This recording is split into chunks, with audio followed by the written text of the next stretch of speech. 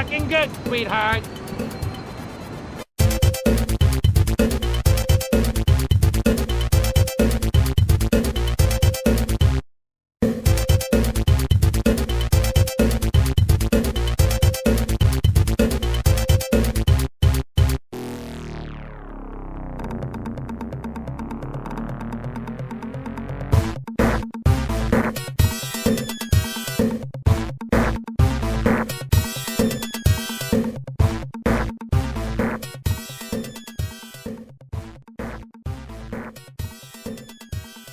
Like, who is that?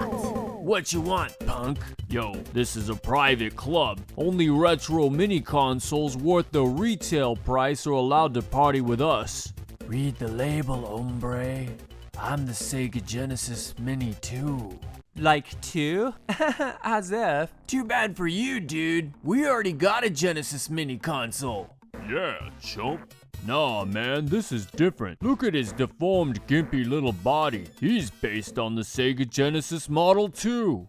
Introducing the Sega Genesis Mini 2, a brand new retro mini console published by Sega in Japan and developed by M2. The Sega Genesis Mini 2 is based on the Sega Genesis Model 2, which was released in North America in 1993, as well as Japan and Europe as the Sega Mega Drive 2. In 1991, Sega chose to take on the Super Nintendo by way of the strategy of price cuts. Initially, this meant cutting the price of the Sega Genesis from $190 down to $150 and changing the console's pack-in game to Sonic the Hedgehog. This strategy was very successful in terms of selling consoles, but it was a short-term victory that came at the expense of profit. Thus, they replaced the Genesis with the Model 2. It was lighter, smaller, and much cheaper to produce. The headphone jack, volume control, RF port, and channel switch were all removed. The Model 2's motherboard was also altered, and unfortunately the revamped circuitry resulted in distorted and weak-sounding audio compared to the original Sega Genesis. Thus, the Genesis Model 2 was a cheaper, uglier, boxy little turd that offered consumers a worse product. However, it also meant that the Sega Genesis could be sold even cheaper, and it was critical to Sega's fantastic success in 1993, even if really, it was a premonition of bad times to come. The Sega Genesis Mini is a pretty good replica of a lame downgrade of a console. As many have noted, it is absolutely tiny, measuring in at about 6 by 4.5 inches, and with a thickness of only about 1.5 inches. In my hands, the Sega Genesis Mini is about the same size as a game controller, and weighs less than my cell phone. This all makes perfect sense when you consider the fact that the Genesis Model 2 is basically a kind of mini console itself, and thus this was built to scale to match up with all of Sega's wacky cosmetic add-ons, such as the Model 2 Sega CD tray that was sold exclusively on Amazon Japan. There's even access to the Sega CD expansion port, which is true to the real thing. Overall, the build quality of the Sega Genesis Mini 2 is very good. It feels sturdy, and the Sega Genesis logos are printed nicely. It looks very much like an actual Sega Genesis Model 2, except for a couple of minor details. The real-life Model 2 had a power button that you pressed in and out to power the console on and off. The Genesis Mini 2 uses a sliding switch. Further, the Model 2 had LED lights on the front that glowed when the unit was powered on. The Genesis Mini 2 is missing this detail. However, the use of a sliding switch and the absence of LED lights are both accurate to the Mega Drive 2, the Japanese version of the Model 2 Genesis. Thus, it seems that Sega saved time and money here by just recycling the same plastic shell for all three versions of the Mega Drive Mini 2. What a joke. You're not only the dumpy knockoff of the Genesis Model 2, but you're an inaccurate dumpy knockoff too. Yeah, I'm compact, but I've got it where it really counts. I'm sorry, I can't hear so good through those faulty capacitors. Did you say you got it where it counts? And where is that exactly? Inside, baby. I'm like them. Those are our best guys, dude. How exactly are you like them? I was made by M2. The Sega Genesis Mini 2 and its emulators were developed by M2, a Japanese development company that specializes in creating excellent ports of retro games and creating custom emulators. They developed the excellent Sega Genesis Mini 1, the TurboGrafx 16 Mini, the various Konami collections, released in recent years, and they worked with Sega on their excellent Sega Ages line, as well as Nintendo on the Virtual Console and the Nintendo Switch Online emulator. At least they did the Sega Genesis games. M2's been around since the early 90s, and they have a reputation not only for quality, but for surpassing expectations. They also have a weird obsession with Puyo Puyo, Fantasy Zone, as well as space shooters in general. Anyway, for the Sega Genesis Mini 2, M2 has done a wonderful job not only faithfully emulating a very large collection of Sega games, but they have made improvements to the menus and user interface that allow you to get around and access all of these games. When you first power up the Sega Genesis Mini 2, you have the choice of a myriad of different languages, and the choice you make will have a profound impact. Choose English and you get a black satin backdrop garnished with a red glow, and all of the games will appear with the North American box art. But the appearances are not just cosmetic, because each of these are in fact the North American version of the game. Now, since this is the Genesis Mini, this is to be expected, but if we go back into the main menu and we change the language to Japanese, we'll get a new background representative of the Japanese Mega Drive 2 art and color scheme, and the games will now all feature not only their Japanese box art, where applicable, but these are now the Japanese versions of the same games. And as we'll see, some of these games are actually quite different from their North American counterparts, and worth experiencing in their own right. 今夜はサラがあと6人連れてくるからな。6人すごいや。ただシーラと私は例の用事で出かけるんだ。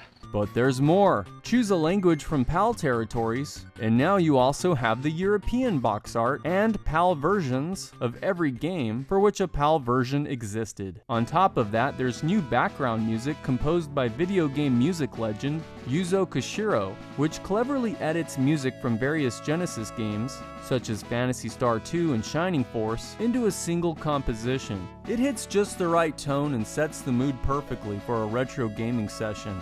Further, the new menu screen cursor is much more stable this time around. If you have a Sega Genesis Mini 1, you might recall that it was plagued by what was described at the time as a double input error, which would cause the cursor to occasionally move past your intended target, erratically. This time around, the cursor works perfectly. It's these little touches that matter, you know? Of course, at the touch of a button, you can reorganize the 60 games of the Sega Genesis Mini 2 by alphabetical order, release date, recent plays, the type of game, and so on. But I find the easiest thing is to just tap B and view all of the games as if they were sitting on a shelf. And yes, that's accurate spine art, which is extremely cool. Now I feel like a real video game collector, and I didn't even have to take out a second mortgage just to buy Crusader of Centy. That's a lot of money, dudes.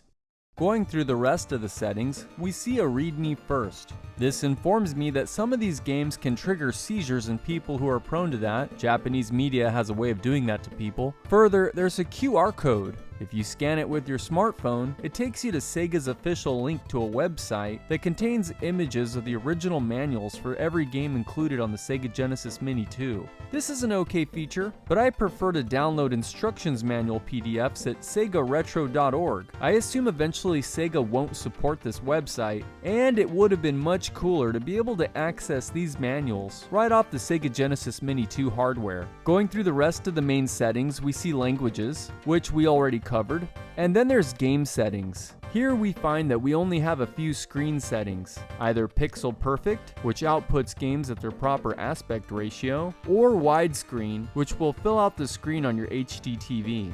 I just stick with pixel perfect. There's also the option of putting a CRT filter over the image on the screen to make the visual output as bad as a Kmart color TV from 1987. But I already have bad enough eyesight as it is, so I don't mess around with this feature either. There's also a few more wallpaper settings this time around, but the only one I ever prefer is black. Pixel perfect black borders without any filters. That's my preference. And incidentally, that's exactly how I order my coffee at Starbucks too. Then there's the sound setting, and this is amazing. You can choose to play games with either the rich, crisp audio of the original Sega Genesis Model 1, or you can suffer the flat, screechy, distorted audio of the Genesis Model 2, which is true to the spirit of the Sega Genesis Mini 2. I love the Sega Genesis 1 audio, so I'm picking this. And be sure to do so as well, because the Model 2 is the default setting. And finally, there's one more major improvement to the Sega Genesis Mini 2 over the original,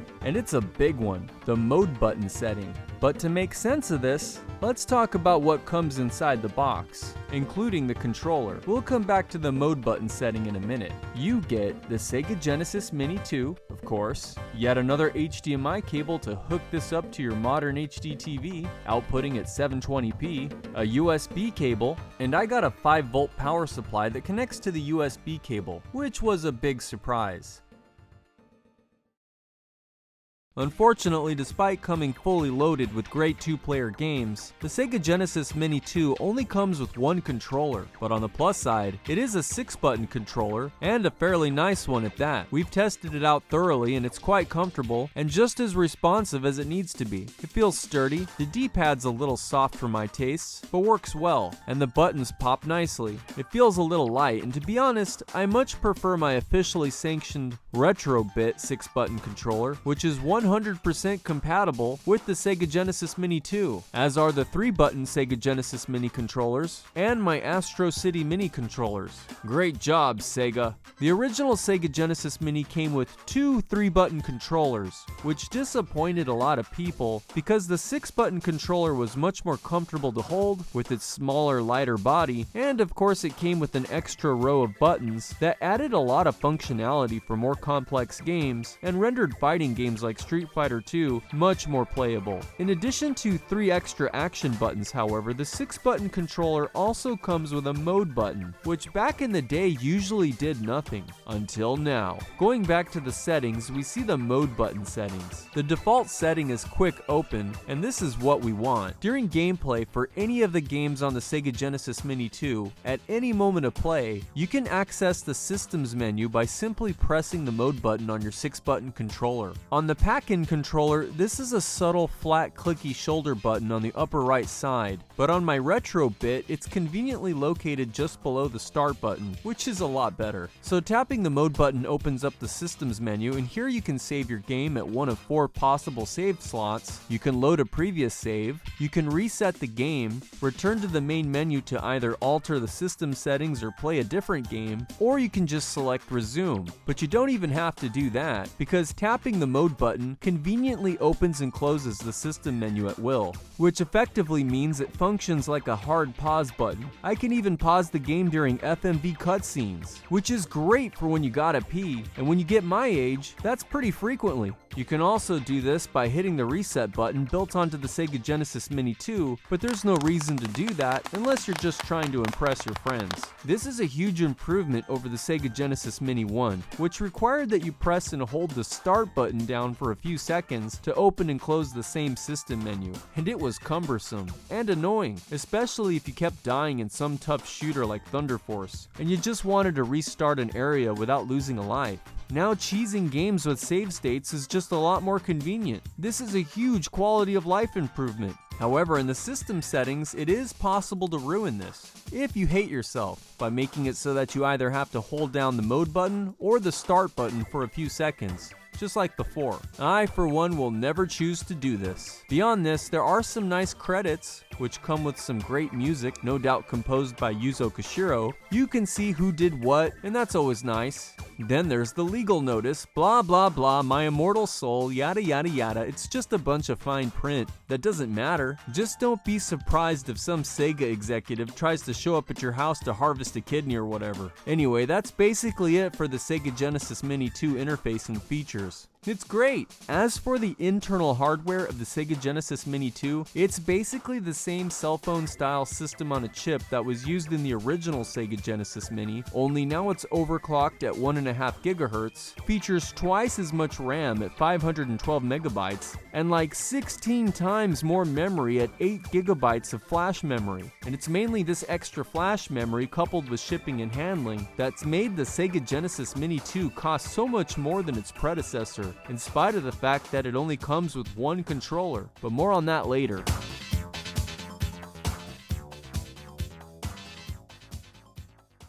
Dude, he's made by M2. Guys, maybe we really ought to consider letting him into the club. Not so fast, dude. You got some pretty big wires bursting in here. But you need to show us just how long your cord really is. Well, I come with a 6-button controller, and it's got well over 4 feet of... Nah, I don't care about your controller. We got plenty of those, right, boys? That's right, boss, yeah. I mean, do you got it where it really counts? Forget all this talk about CPUs and 8 gigs of memory, or fancy menus and options. Games, hotshot.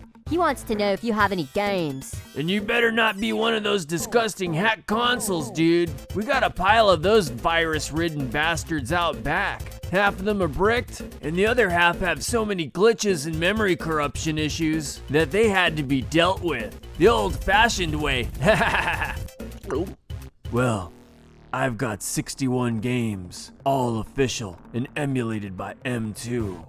Oh, we've already got Sega Genesis games. Lots of them. What makes your game so special? Oh, I've got something he ain't got, hombre. I've got the Sega CD. Sega CD?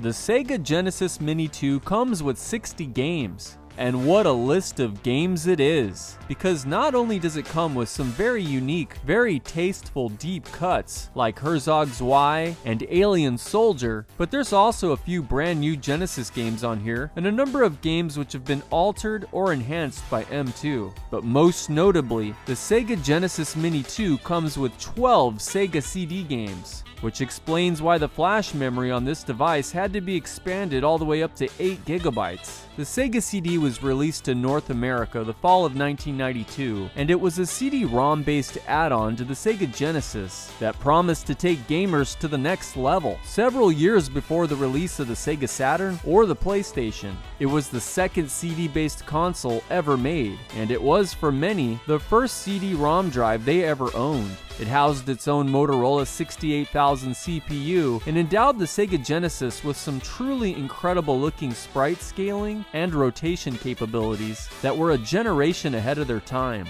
Further, the Sega CD introduced Sega fans to highly compressed full-motion video cutscenes and CD-quality Red Book audio that blew the competition away. Unfortunately, the $300 price tag, the fact that it required you also own a Sega Genesis in order to function, and yet also required its own power supply, all contributed to making the ambitious Sega CD a very minor flop or a modest success, depending upon how you look at it. The Sega CD only sold about 2.24 million units worldwide, and only about 143 games were officially released in North America between 1992 and the console's demise at the end of 1995. However, unlike Sega's other ambitious add-on, the 32X, there were in fact quite a few truly great games that appeared on the Sega CD, and if it weren't for the fact that the console was also prone to premature failure due to various flaws in the hardware, I would be tempted to say that it more than justified its $300 price tag. The Sega CD games included on the Sega Genesis Mini have a lot of people feeling ambivalent. On the one hand, we have some true Sega CD standouts, like Sonic CD, Final Fight CD, and Silpheed. On the other hand, there are some stinkers that were more or less included for no other reason than their historical importance, such as the infamous Night Trap and Sewer Shark, an exceptionally mediocre rail shooter that was eventually the console's official pack-in game. Worst of all, however, are the omissions of Konami's cyberpunk masterpiece, Snatcher, which is admittedly more of an interactive graphic novel than it is a game, and the English versions of Lunar, Lunar 2, and Popful Mail, extremely popular fantasy games that are, in fact, included on the Japanese Sega Mega Drive 2 without any translations into English.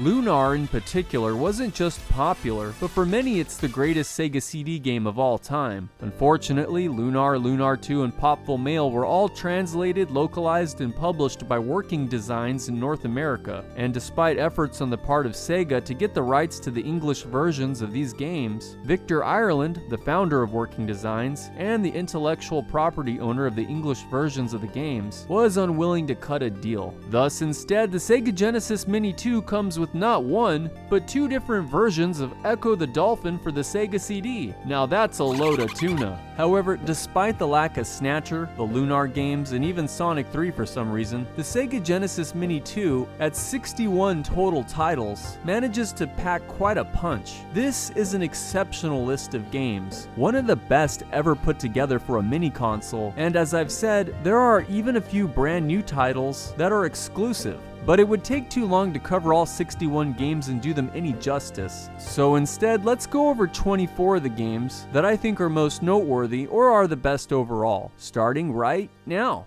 The Ninja Warriors for the Mega CD in 1993 was released by Taito, and it is a relatively faithful port of the Ninja Warriors arcade game from 1987, which featured a super widescreen aspect ratio as this beat-em-up central gimmick. In order to deal with the conversion of the game from a widescreen arcade display to boxy home television sets, the Mega Drive version features a letterboxed widescreen mode. But what really sets this version of Ninja Warriors apart from either the arcade or any of the other home ports is the inclusion of a so-called Zuntata mode, which is a really corny ultra-low resolution collage accompanied by Japanese text and English audio that attempts to explain the game's absolutely crazy storyline and characters. It's called Zuntata mode because all of the actors in this primitive cutscene are in fact members of Taito's sound team, who would also perform as a live band called Zuntata. Here's Zuntata playing the main theme song from Ninja Warriors, a song called Daddy Mulk, way back in 1990.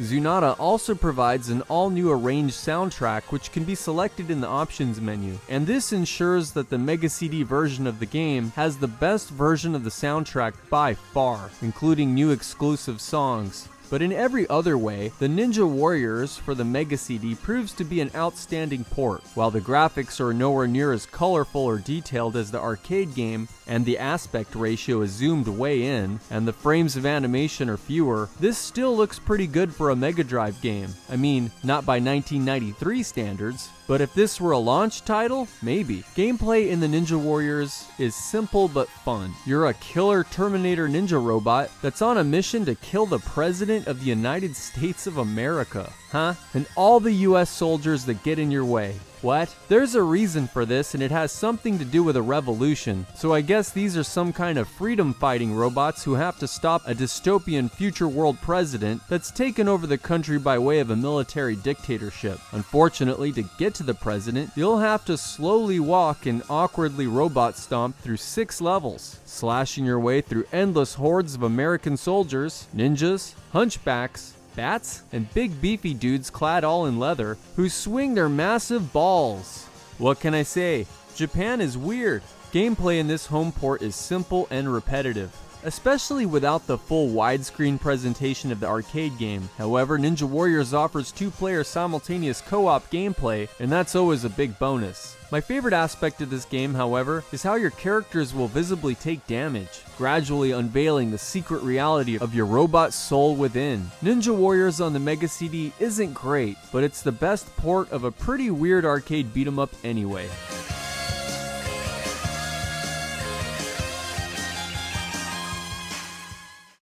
Hi, this is Papa John. I need to issue a correction. It turns out Taito's in-house band is not Zuntata, but Zuntata. And for whatever reason, I have failed to pronounce it properly for like my whole life. So I apologize, and here's the correct word, Zuntata. Back to the video. Thank you. Devi and Pi is a brand new game being released by Sega Sammy in 2022, and it is the final version of a game that was intended for the Mega Drive way back in 1993. Devi and Pi's original creator is revealed to be none other than Takashi Iizuka, the current head of Sonic Team, and the director of such classic Sonic games as Sonic 3, Sonic Adventures 1 and 2, and Sonic 3D Blast. According to Iizuka himself, Devi and Pi was the result of a challenge imposed by Sega and all of their new hires in game development, which is exactly what Iizuka was in the early 90s. So he had just 1 month to come up with a working prototype of a simple game, and Devi and Pi is what he created. Apparently, management liked the game so much that they had him finish it with some polish, including a little story and cute graphics. and a 2-player mode. Devi and Pi was never sold in stores, but it seems to be an important part of Sega history because it's the game that demonstrated Iizuka's talent and potential to Sega higher-ups, and its existence is one of the reasons Sega entrusted Iizuka with taking over the role of lead programmer and designer for Sonic 3 and Knuckles after Yuji Naka became a producer within the company. So Devi and Pi is a brand new game from over 30 years ago. So what's it actually like? It's pretty weird, but you know what? It's also pretty great too. A little confusing at first, but thankfully Sega went ahead and published a manual online, as if it were a real game that got a physical release back in the day. You work for Heaven, and you control 2 paddles on the screen simultaneously. The D-pad moves the bottom paddle, which you use to avoid or attack oncoming devils. But be careful, you can only hurt the devils with the tips of the paddle. If they hit the broad surface, you take damage, and the screen shrinks a bit, making your job harder. The other paddle is controlled with buttons A and B, which move the paddle to the left and right at the top of the screen. Its job is to catch all the wayward angels flying past the screen in the opposite direction. It can also catch power-ups. The first few levels are in the sky, but they're just a tutorial. First, you have to bounce some devils against this cage to free an angel. Then you have to focus on catching angels. Then you face the real challenge, which is battling devils, while also catching as many angels as possible. Catch the quota of angels, and you beat the level. But then there are boss fights requiring you to avoid swarms of devils, while knocking them around at just the right time and angle to hit the boss. Then you open up the real game, which is revealed with a level select screen. Each level offers its own new characteristics,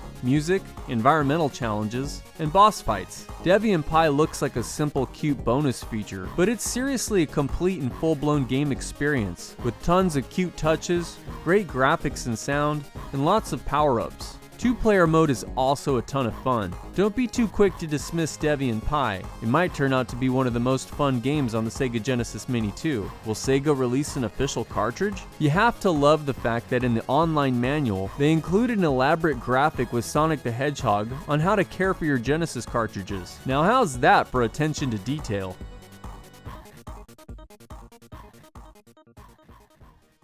Shining Force 2 for the Sega Genesis in 1994 was developed by Camelot Software, and despite the name, is actually the 5th game produced in Sega's legendary Shining series, the 3rd Shining game made for the Genesis, and the 3rd Shining game that was developed apart from Camelot's early collaborator, Climax Entertainment. Like the original Shining Force 2 is a turn-based strategy RPG that emphasizes story-driven events, light exploration, and fun fantasy characters over and against highly detailed war simulation mechanics. Think heavy emphasis on RPG and light emphasis on strategy. As with the original Shining Force, an ancient demonic power has been released upon the world, and you and some friends from school are sent on various errands to help the king and your teacher, the wizard Astral, investigate the origin and nature of the threat. This entails lots of exploring, visiting new locations, engaging NPCs in dialogue, and of course, epic battles that comprise probably more than 90% of playtime required to beat the game. Battles are turn-based and typically involve your small army of 12 units, opposed to an assortment of unique fantasy monsters. That's not a lot of people on the field of battle, but the variety of enemies and depth of personality are a fine trade-off.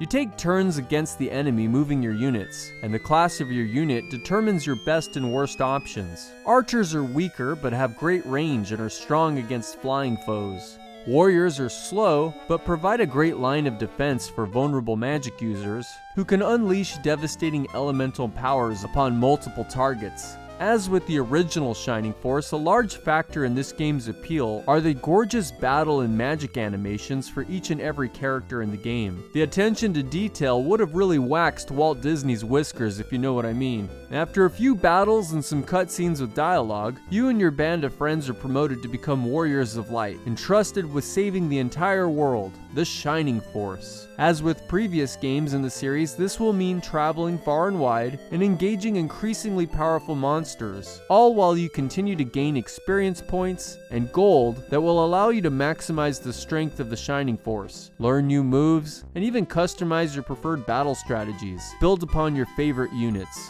But also now, more than ever, Shining Force 2 allows for exploration of an open world, through which you can actually backtrack in order to discover hidden treasure, special weapons, and even secret characters to add to your growing army. Towns and villages, as before, also offer lots of opportunities to find Easter eggs, inside jokes, hidden items, and fun or even helpful clues about the story. And while this isn't exactly Lord of the Rings, or even Willow, there's still enough twists and character development to ensure that going forward is worth your time.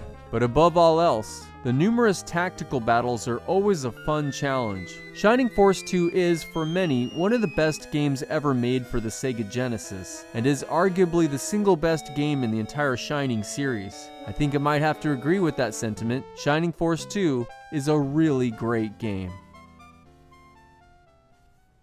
Crusader of Centy for the Sega Genesis in 1995 is a unique and relatively rare action RPG developed by the former Sega subsidiary known as NexTech that almost never saw a commercial release and is one of the only games ever created by its young and enigmatic team of developers. Partly because it was such a late release for the Sega Genesis, and partly because 1995 was an awful year for Sega of America in general, and partly because Sega US fanbase wouldn't have been too keen on a game that encouraged you to prance around like a bunny, Crusader of Centy went mostly unnoticed. And that's a shame, because while this highly ambitious adventure lacks the perfection and attention to detail of that other 16-bit action RPG from the stiff, well-dressed squares over at Nintendo, nevertheless, Crusader of Centy still represents one of the most memorable and fascinating video games of the time period. I'll refrain from calling it one of the best.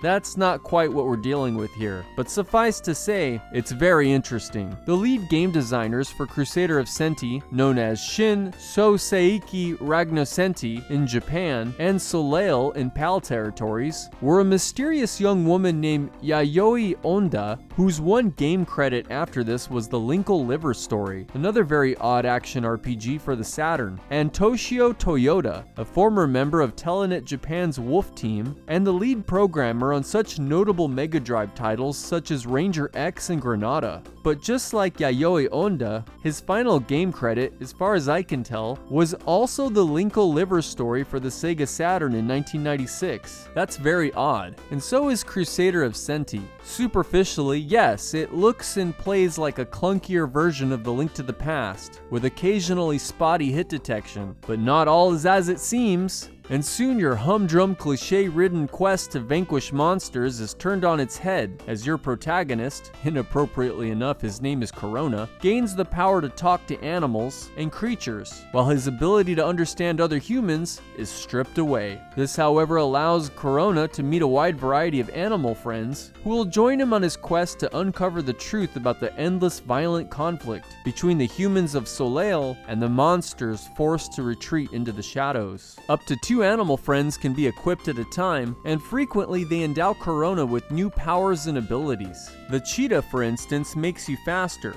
The butterfly allows you to control the movement of your sword as it flies around in the air, like a butterfly. Some animals can be combined to unlock special tertiary abilities like special magical attacks. Crusader of Centy has wonderful cutesy graphics that are some of the best on the Genesis, as well as an incredible soundtrack by Matokazu Shinoda, and an immersive story filled with enough satisfying twists and turns to make you dizzy with joy. At the same time, the game is overly dependent upon repetitive block and switch puzzles, and the dungeons are never quite that exciting compared to other games from the genre. Still, this was an amazing effort, and I can't help but wonder what happened to the game's main designers, Yoyai Onda and Toshio Toyota. I like to think that they fell in love and ascended to the Tower of Babel, just like Corona, and having made their way to vegan heaven, where chickens are fried no more, there they raised a beautiful family of Zen Buddhist pacifist monsters that love to smash blocks and talk to strange squirrels in the forest. One can only dream. Super Hang-On for the Sega Genesis in 1989 was developed internally by Sega, and it is the most popular home port of the arcade game of the same name that was released 2 years earlier in 1987. Thus, Super Hang-On is a very early release for the Sega Genesis, and it was, at the time, easily one of the most graphically impressive games ever made for either the home consoles or personal computers. It's not quite as good as the arcade, with fewer sprites on screen and a lower frame rate, but the colors are poppin' and the game moves buttery smooth. And it's fast enough to recreate an authentic arcade experience in the middle of the family room, where dad watches football, sister watches My Little Pony, and you race against the clock, navigating sharp turns and avoiding other bikes as you race toward the checkpoints. Failed to cross the gate in time and it's game over. Now get lost, loser! Becky wants to watch the Pound Puppies. Anyway, Super Hang-On was also Sega's first successful and maybe even their best attempt to create one of their super scaling games by Yu Suzuki for the Sega Genesis. Sega's first two attempts at doing this were Super Thunderblade and Space Harrier 2, but both games, being shooters, were so choppy that they were pretty much unplayable. Curious code explorers, examining the notes section of Super Hang-On's ROM header, have uncovered that the game was programmed by Waka and Hama, the Sega nicknames for Masahiro Wakayama and Takahiro Hamano, two key members of what would eventually be known as Sonic Team. So no wonder this game plays so fast and smooth. And boy does it ever. Super Hang-On offers two modes of gameplay, arcade and original mode. In arcade mode, you take control of the fictional SGR 500R, and you have the choice of racing in one of 4 different circuits. Africa is the shortest and easiest with 6 stages. Then there's Asia, the Americas, and Europe represents expert mode with 18 consecutive stages. That is 18 time gates that have to be crossed in succession in order to beat the game. And what's amazing is how much graphical variety exists here for having such a simple premise. I love the fact that I can actually tell that the American circuit starts off in New York City, goes across the countryside, eventually traverses the Rocky Mountains, the western deserts, and finally ends up on the coasts of California. A complete continental journey from east to west, and it's more or less accurate. That's amazing. What's even more amazing, however, is original mode, which is basically a completely new game within a game. You have to face 7 different rivals in a series of races that offer you the ability to gradually improve your bike. You're still not actually racing against the other motorcycles on the screen. Those are really just obstacles. But the real goal, as with the arcade mode, is to get the fastest time possible through the gates, which means laying off the brake and leaning hard into every turn as you careen past racers and obstacles with surgical precision. And if you hit anything, even just once, especially on the more advanced levels, it's basically game over. And that's Super Hang-On's main flaw, other than the lack of multiplayer. It is mercilessly difficult, and you essentially have to memorize every turn on every course to be able to squeeze as many seconds off the clock as possible. But if you can manage, and once you get in the groove, with one of the game's 4 amazing in-game jams, then you'll be greatly rewarded. And if you can beat all 18 levels on the European circuit, you'll even get to find out who's actually inside of that helmet. It's a secret, but I'll give you a clue. She loves Pound Puppies.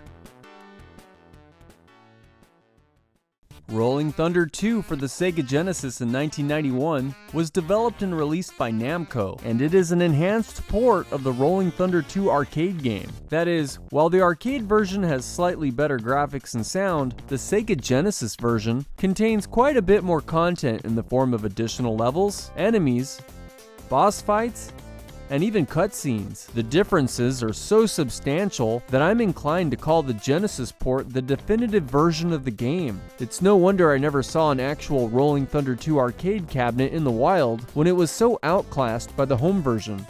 Of course, I played the original Rolling Thunder from 1986 plenty of times. It was an arcade staple and a major inspiration for Sega's own Shinobi series. That game was really good, but Rolling Thunder 2 is even better. First of all, now the game has 2-player simultaneous cooperative gameplay, which is always a big plus at our house. You can play as this Lupin III looking gentleman and or this fancy lady. And as I've pointed out before, the Genesis version has a lot of beautiful panels of art between levels, explaining some preposterous spy movie story that makes no sense to me. In fact, gameplay in Rolling Thunder 2 is equally perplexing to me, since you have to go inside all of these rooms and all of these really fancy locales in beautiful exotic places. That's where all the good guns and ammo are kept.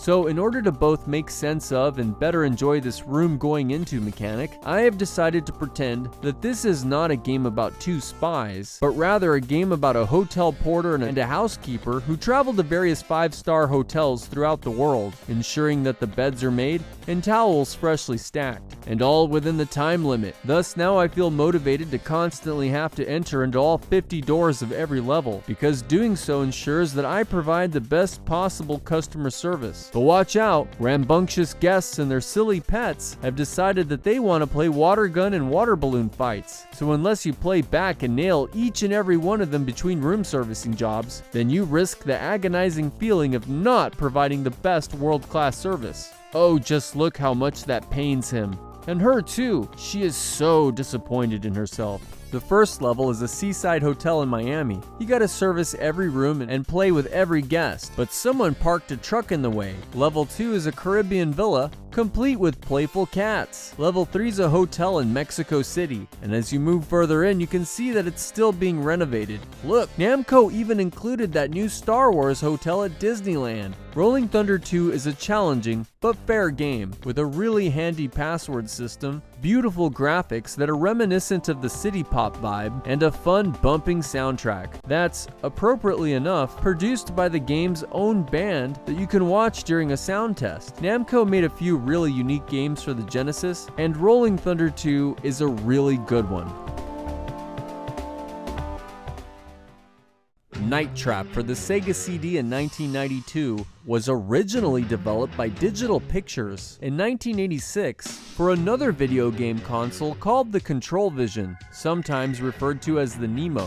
The Control Vision was a game console built around the concept of creating interactive VHS tapes, movies that gave you control over what happens next, by way of timed button commands. Imagine, if you will, entire video games developed around the concept of QuickTime events, and that's more or less what we're looking at here. Hasbro apparently liked the concept of the Control Vision, and they paid $7 million for the rights to produce the console and games, which included Night Trap, a security system and video surveillance simulator built around a cheesy 80s teen slasher movie. But the production costs for games based around movies were very high, as it turns out, and yet the sales for other VHS home consoles in the 80s were extremely low. So in 1989, Hasbro canceled the project. Digital Pictures, however, retained the rights to their movie-based games, and Sega's CD technology turned out to be the perfect fit for what would come to be known as full-motion video or FMV-based games. Games like Night Trap.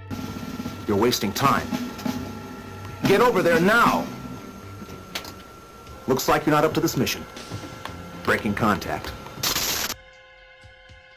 Night Trap, despite starting its life in the mid-80s, would finally be released on the Sega CD in 1992, where, like most Sega CD games, it was barely noticed. That is until 1993, when lifelong career politician and leader of the staunchly pro-war, pro-corporate wing of the Democratic Party, one Senator Joseph Lieberman, led a series of congressional hearings aimed at regulating violence in the video game industry, a political situation that seemed to conveniently and lopsidedly favor Nintendo over and against their competition at Sega. Indeed, Howard Lincoln, the chairman of Nintendo of America, seen here, seems to relish pontificating that Nintendo would never stoop so low. In the past year, some very violent and offensive games have reached the market.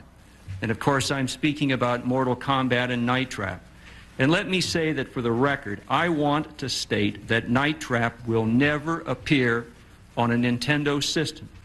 Obviously, it would not pass our guidelines.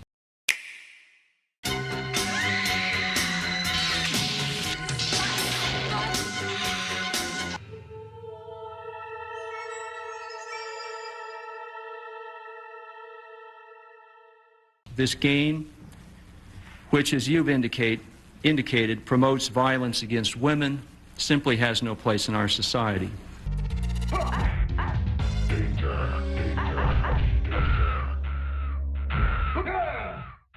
At least not for a couple of years. Senator Byron Dorgan, a Democrat from North Dakota, erroneously believes Night Trap is about trapping and killing women. About 2 months ago, I saw the video game Night Trap for the first time. It is a sick, disgusting video game in my judgment. It's an effort to trap and kill women. Shame on people that produce that trash. It's child abuse in my judgment. Well, that is not the case. Night Trap is actually about a team of special forces, codenamed SCAT, that's investigating the disappearance of teen girls. Turns out they all end up at the same house as party guests, and the residents are actually a family of vampires. Only the 80s sitcom-ready vampire family doesn't do any of the killing themselves. Instead, a mob of about 100 slow-moving goons, called augurs, and what looks like black ninja costumes, do all the dirty work. And even those guys rely on this bizarre contraption that goes around the neck. But this time, SCAT is hacked into the vampire family's elaborate security system of cameras and booby traps, and it's up to you to monitor events on the inside of the house and trigger all of the traps at just the right moment, turning the vampire's own tricks against them and rescuing as many teenage girls as possible. The only way to do this effectively, however, is to memorize where the vampiric augurs are at any given moment, which sadly also means skipping out on most of the best bits of the cheesy horror movie unfolding all around you. Mostly. And despite starring Dana Plato and a cast of teenage party girls in their 20s, there's nothing remotely pornographic about Night Trap. Well, mostly. But thanks to Congress believing that it was a porn-laden deprived murder simulator, Night Trap would go on to sell nearly 500,000 copies, making it one of the highest-selling Sega CD games of all time, in spite of the fact that, as an actual game, it was about as much fun as playing Monopoly by yourself. As a bad movie with a fun cast of characters and a bona fide jam of a theme song, well, Night Trap was actually something kind of special. And the game has gone on to be kind of a wonderful guilty pleasure. It's not good, and yet somehow it's still great.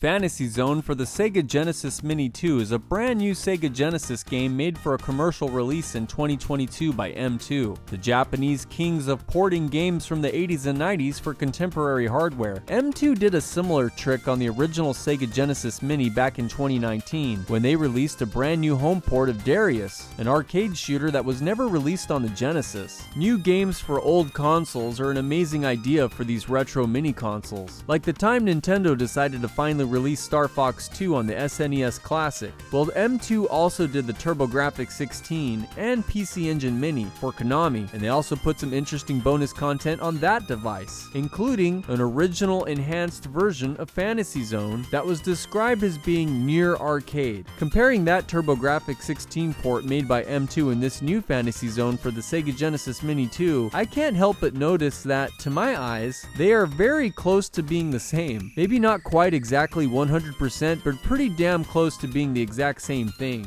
False. Upon closer inspection, it's clear that these are different versions. The colors aren't quite the same. The sound is different. Even the difficulty level is different. The Genesis version allows you to take multiple hits. M2 has gone through the effort to keep remaking this game. I find this both impressive and a little bit disturbing. So this isn't really a brand new game, but M2 has found a new, more high-profile home for their old brand new game. That is, a port of an old game that never existed on the Sega Genesis. Sort of.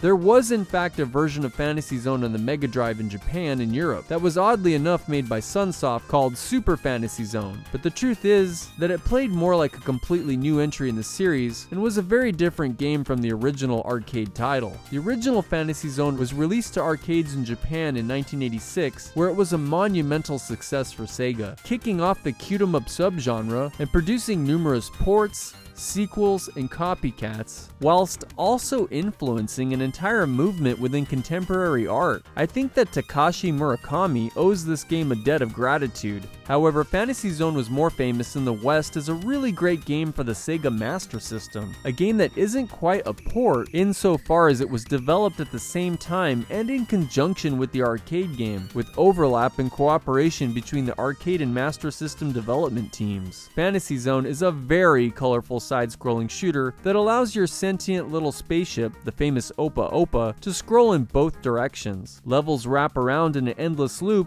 and you're required to shoot down all of the stationary targets spread out throughout the level. Completing that objective triggers one of a series of very fun, challenging boss fights. They're all quite charming and graphically impressive. Then it's off to the next level. Enhancing the gameplay is your ability to gather money dropped by enemies, which you can then spend on the optional shop that floats around in the level. Then you can buy fun, short-lived upgrades, some of which are more or less necessary for success in boss fights. Fantasy Zone for the Sega Genesis Mini 2 is more than just a neat gimmick. This is a great port of one of the best arcade games from the 80s. The only downside is trying to get that catchy theme song out of your head. No matter what you do, it just follows you everywhere. It haunts my dreams. It has become my waking nightmare.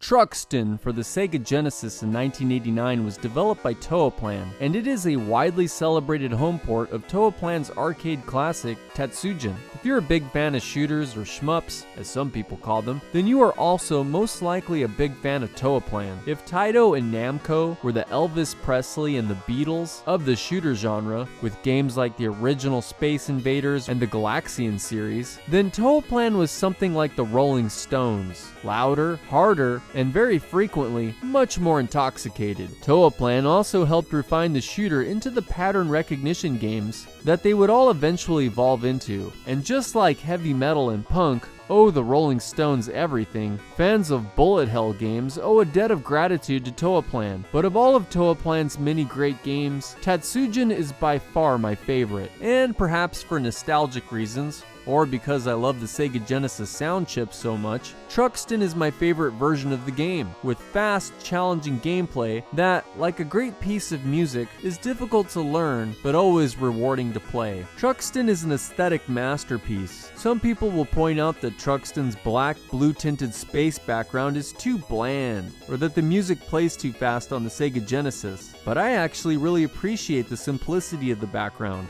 which allows me to focus on this game's large and beautifully detailed sprites. I love the unique shift away from cliched angular industrial shapes toward more rounded and organic objects that make enemies appear like massive cosmic insects. Biological terrors floating around in space is definitely a popular theme within 80s shooters, but Truxton's enemies were actually a lot less like bugs and body parts, and honestly, they were sort of demonic looking, like you're Saint Michael the Archangel sent forth to cast down the Prince of Darkness. Yes, the music runs faster than the arcade, but there exists somewhere out there a ROM that fixes the audio issues, bringing the tempo back down to normal. That seems to be what M2 has done for Truxton on the Sega Genesis Mini 2. They offer the option for players to either engage the original game or a version with the fixed audio, and that's a good thing. I personally think the soundtrack to this game is on the highest plane of orchestration and creativity, and that combined with the unique graphical flair and the mega lightning gun as I like to call it, Truxton becomes an almost out-of-body experience, punctuated of course with that iconic skull bomb that fills the entire screen and simultaneously saves your ass. Truxton, as with Tatsujin, has no breaks between its 5 lengthy stages, but rather each seamlessly merges into the other. But what this Sega Genesis version offers that's different are 5 loops through the game's 5 levels, with increasing difficulty that is rewarded with 5 different endings. So unlike the arcade game that loops forever, if you master Truxton on the Genesis, it is in fact possible to beat the game and reveal an ultimate conclusion, which turns out to be nothing more than just staff credits. But the other endings are a bit more interesting, but good luck with that, because Truxton's not just one of the best shooters on the Genesis, it's also one of the hardest. Streets of Rage 3 for the Sega Genesis in 1994 was a major disappointment, and at the same time, Bare Knuckle 3, the game's name in Japan, is in my opinion not only the best game in the Streets of Rage series, but it's the best beat 'em up ever made in the 90s, and perhaps beyond. I even still prefer it over the recent Streets of Rage 4, even with the new game's outrageous emphasis on never-ending combos, because Bare Knuckle 3 is simply a masterpiece. As a Streets of Rage game, the barest mechanics remain unchanged. You can grapple and throw enemies into each other, you can string combos, jump some kicks, and of course land one of a few possible different super moves. But in Bare Knuckle 3, the speed and flow of action is intensified, and you don't need to pick up power-ups or sacrifice health to unleash your best attacks. Rather, you simply have to wait a few seconds for your power meter to fill back up. The catch? You're in a weakened, potentially vulnerable state for those same few seconds. So it's a good thing that this entry in the series actually includes the addition of an evade technique that allows you to quickly escape enemies attempting to surround you, and makes it possible to avoid oncoming projectiles or charging foes, a feature that is sorely missing from every other game in the series, especially Part 4. Graphically, Streets of Rage has never looked better, with big, beautiful sprites rich in detail and perfectly contrasted with the colors, levels, and backgrounds. The character designs are also the best in the series, and they're also the most diverse. And diversity is a major player in making this game truly great. Every level is fresh and distinct, with environmental challenges that reduce the droning repetition that most beat-em-ups are known for. Bare Knuckle 3's only weakness is the experimental soundtrack by Yuzo Koshiro and Motohiro Kawashima. It's not what any of us were expecting, and according to Koshiro, it was inspired by Rotterdam hardcore techno music, also known as gabber, which is an iconoclastic and anti-establishment subgenre of club music from Europe. I guess it has its fans, but I'm not one of them. At the same time, I've made my peace with this bizarre musical choice, and I have to acknowledge that Koshiro and Kawashima did a great job recreating such insanely unique sounds on the Sega Genesis. Streets of Rage 3, however, made a lot of changes when it was released in North America. In an attempt to fight against rentals, the game was made arbitrarily much harder in order to ensure the game couldn't easily be beaten over a weekend. Further, Streets of Rage 3 is heavily censored. The original storyline about nuclear terrorism is dropped. Female characters that were formerly scantily clad are all now dressed in safe-for-work attire. And this admittedly bizarre boss fight with an openly homosexual antagonist named Ash was completely removed from the game. Further, the color palettes were all needlessly changed. The result is a game that is far more frustrating, less fast-paced, tamer in its presentation, and just plain not as fun. With a friend, both games are still gold, but if you can, just play Bare Knuckle 3. It's one of the best video games of all time. Well, look at that. It's Bare Knuckle 3. Now how's that for a positive turn of events? Unfortunately, there's a catch. This version of Bare Knuckle 3 removes the second half of the first level, because Sega wanted to completely remove the character Ash, the first level boss. You see, Ash is a rather vulgar, stereotypical depiction of a leather-clad homosexual man. Not only does he wear earrings and an amateur wrestling singlet that does little to disguise his goods, trust me, I would know, but he's got all the basic attributes of a gay leatherman. He's got big muscles, that hat that looks like it belongs to an SS officer from World War II, studded gauntlets, and even more interesting are his silk stockings and high-heeled ladies' boots that give his ensemble a kind of trans twist. But that's nothing. It's when he moves that you can really tell that Ash is supposed to be gay. He prances all around the stage. His main attack is an effete slap. He occasionally will stop to mock you, wherein he sounds like this. And he's got this absolute trash theme song that sounds like a demented nursery rhyme. All in all, Ash is a pretty creepy dude, but when you beat him and he breaks down in tears, well, I kind of feel bad for him. Maybe he should have sat this one out. And that's apparently what Sega thought too back in the 90s. Oddly enough, intuitions about this sort of character have changed. A lot. In the 90s, Ash was bound to offend a lot of people, not because of his stereotypical representations, which might be taken as mockery of gay men, but rather because this was a man dressed in fetish gear that was representative of a rather violent gay sadomasochistic subculture. In the 90s, the fact that Ash was evocative of the Gimp from Pulp Fiction and also appearing in a video game that was mostly marketed towards American boys between the ages of 8 and 14 years old was sufficient to make people worried. This was, after all, the age of the culture wars. Today, things are very different. Traditional sensibilities about representations of sex or kinks in public have shifted drastically. Gay pride parades with all their fetishistic regalia have become family events in some people's minds. We have drag queens reading books to kids at public libraries and performing their stripteases at schools. On top of that, the average age of the American male video gamer has shifted all the way up to 33 years old.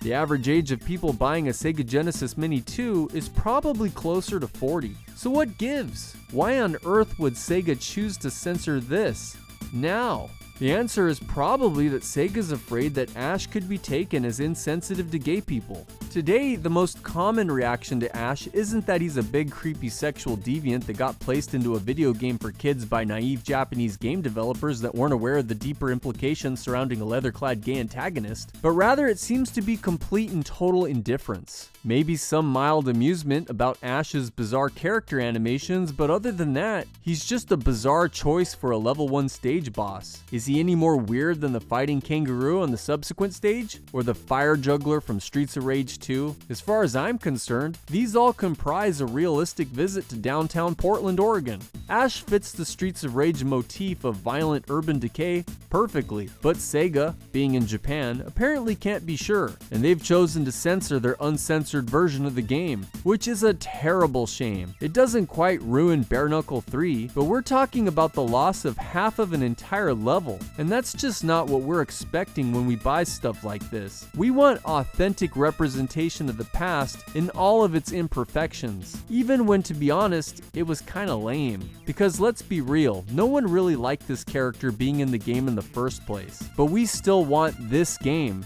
and not a knockoff. Removing him would be like cutting all the Italian stereotypes out of the Godfather movies. Can you imagine that? Talk about a time saver. You'd knock off about 2.5 hours out of the movie. All that you'd have left are some gunfights and a horse's head. Anyway, back to the video.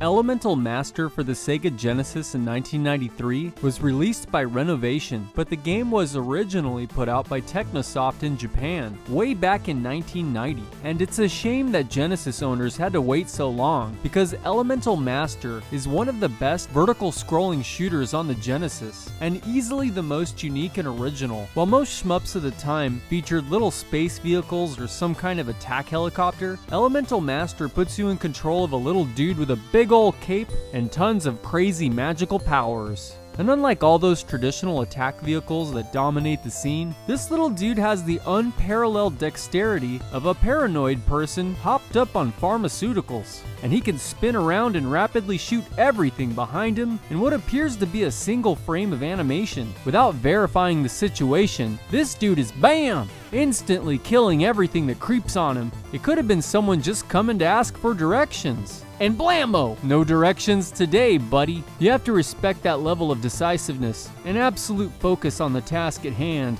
which is to annihilate everything on screen. And that's what ultimately makes Elemental Master so great. It's been my observation that the critical ingredient needed to make a good shooter into a great shooter is generating the sensation of raw, unhinged power for the player. Many classic top-tier shooters achieve this with a power-up system that allows you to gradually upgrade your shot into stunning screen-filled visual effects worthy of a black box epilepsy warning. The trouble is, these effects are easily lost if you accidentally touch the wrong power-up, take damage, or die. But not an Elemental Master. You play as Leiden, and though he looks like a German stage magician from the 1980s, he's actually a knight, endowed with the power of the light, which explains why his default weapon is a blue laser gun. But Leiden has a tough, badass older brother who's possessed by the power of darkness. So now these boys gotta fight. Winner takes the kingdom. All the chicks calls shotgun and gets to be player one for life.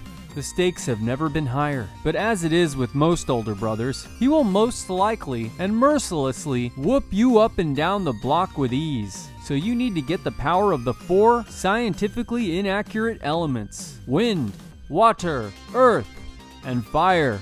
You can choose to go after them in any order you like, which triggers a stage and a boss fight. Beat the first boss of any stage, and a fairy named Nina will come to your aid. And not only will you have a new supercharged elemental weapon, but you can charge it up for devastating blasts as much as you want without the risk of losing it outside of a game over. Nina will also attack enemies alongside you. As you take down each of the elemental masters, one at a time, your arsenal grows, with each weapon having its own unique attack pattern that can be quickly and strategically accessed on the run simply by toggling with the C button. Each attack is really cool, and by the end of the game, when you're fully powered up and endowed with the ultimate power of light, you get this unimpeded feeling like you're unstoppable. Enhancing this effect is what might be the best soundtrack ever produced by Technosoft, and a mirror power-up that lets you multiply Layden's sprite on the screen.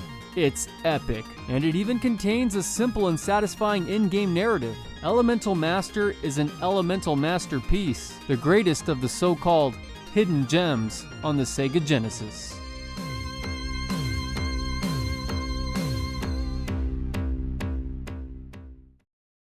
Revenge of Shinobi for the Sega Genesis in 1989 was the first true system seller for Sega's brand new 16-bit console. Rather than port the original Shinobi arcade game from 1987, one of the most popular games in Sega's arcade arsenal, or produce a samey homespun spin-off, as with Space Harrier 2, the Revenge of Shinobi development team, led by the respected Noriyoshi Oba, opted to custom build a Shinobi game specifically with extended gameplay sessions at home in mind, and they utilized as much of the Sega Genesis's hardware capabilities as possible. Thus, levels were now much longer, more complex and non-linear. Revenge of Shinobi also makes copious use of the Genesis's ability to simultaneously scroll multiple layers, and this quite often impacts how the game is actually played. While Joe Musashi, the titular Shinobi of the series, can no longer vault to the second level of play as if he were jumping over a fence, in the Revenge of Shinobi, he gains the ability to do a somersaulting double jump that not only allows him to reach higher places, but in a few levels allows the player to move back and forth between the foreground and the layer just behind it. Throw in the attack button at the same time, and Joe Musashi unleashes a shuriken rainbow of death, which constitutes the most fun and most useful attack in the game, though it'll cost you 8 shurikens, those ninja throwing daggers, and unfortunately, Oba opted to make those finite, requiring the player to constantly hunt for power-ups, hidden all over every level in these wooden crates. Unfortunately, about half the crates in Revenge of Shinobi turn out to be bombs, which is the one complaint I have regarding what is otherwise a near-perfect game. So it's a good thing there's an infinite shuriken cheat code easily accessed in the options menu, but even with that, the Revenge of Shinobi is a very challenging game, and just when you think that you got a handle on things, gameplay can switch up, forcing you to master all the controls and 4 different forms of ninja magic. Level 1 has all these booby traps and punji sticks. Then level 2 forces you to do precision jumps across logs descending a massive waterfall. The military base makes use of Joe's ability to somersault over fences. Then the next area has you in an airplane navigating doors that will suck you out, killing you instantly. You've got to navigate an industrial trash smelting plant, which is a real challenge. Scale up a skyscraper while avoiding bombs and lasers, battle Bruce Lee in Chinatown, ride the top of a speeding train, and take on a slew of the bizarrest boss fights in Sega Genesis gaming history. Is that Devilman? And Filthy Frank? And what happened to Godzilla's skin? And where's Rambo's hair? I've always heard that lawyers were bloodsuckers, but why not leave the skin and hair alone? Of course, I have to mention the music by Yuzo Koshiro because it's his best work ever.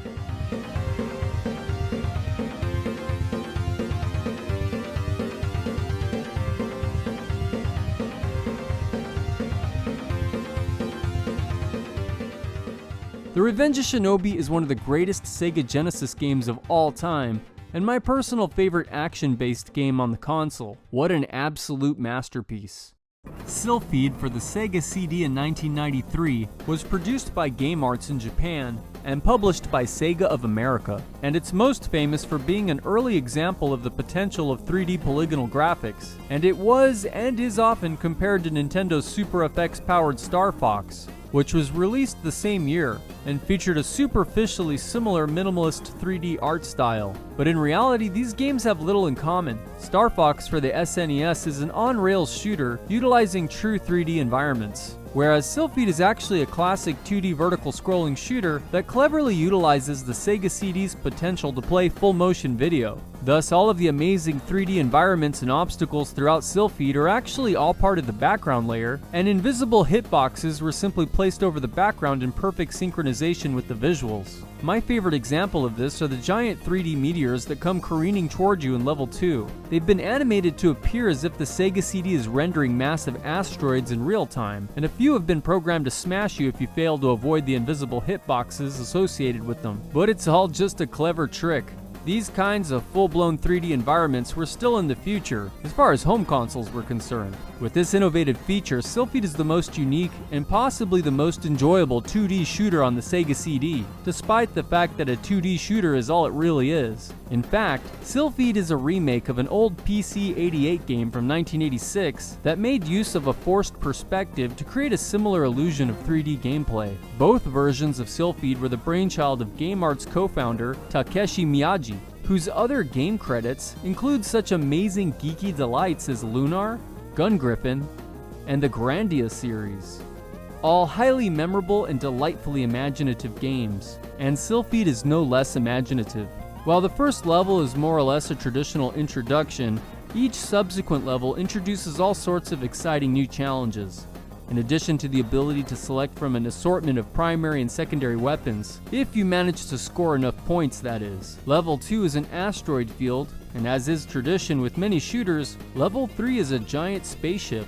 Level 4 sends you flying through a series of morphing space polygons. Then there's a battle through hyperspace, more asteroids, and motherships. And there's even a Star Wars-inspired trench run that puts many similar video game attempts to recreate this magic to shame. Across its 12 levels, Silpheed always offers the player something new and exciting. Unfortunately, in stark contrast to amazing swirling 3D rendered environments, the boss fights in Silpheed are almost comically underwhelming.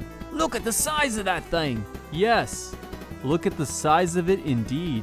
All these boss fights are against tiny little spaceships that more or less play the same, but with slightly different attack patterns. Also, in a couple of areas, the FMV backgrounds get so busy that it's hard to tell what is happening. This looks as bad as a Star Wars prequel movie. Still, Silpheed is a classic and easily one of the best games ever made for the Sega CD.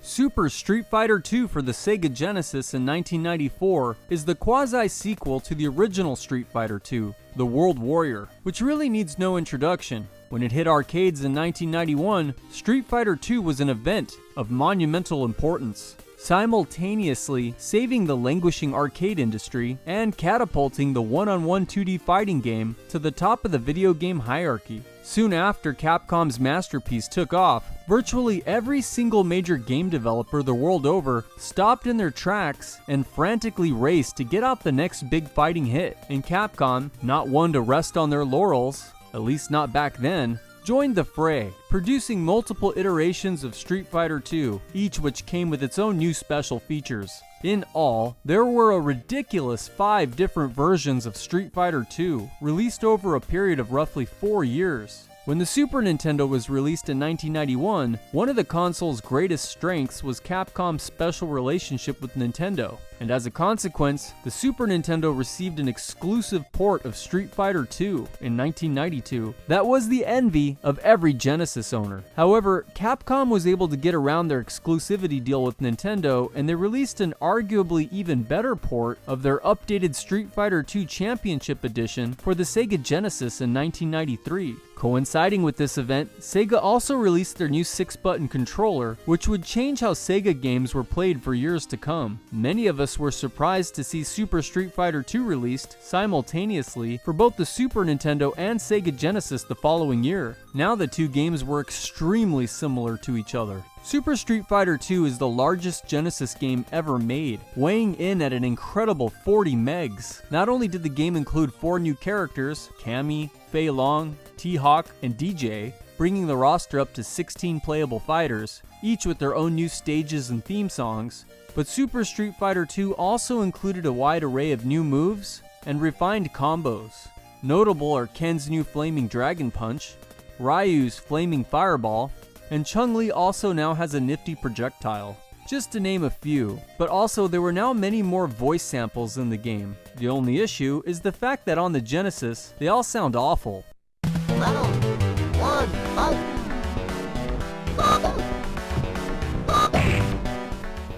Indeed, possibly due to limitations imposed by having such a massive ROM cart, the music on the Genesis version was a huge step down as well. Guile's voice and Guile's theme song, typically high points for the series, both sound absolutely pitiful on the Genesis.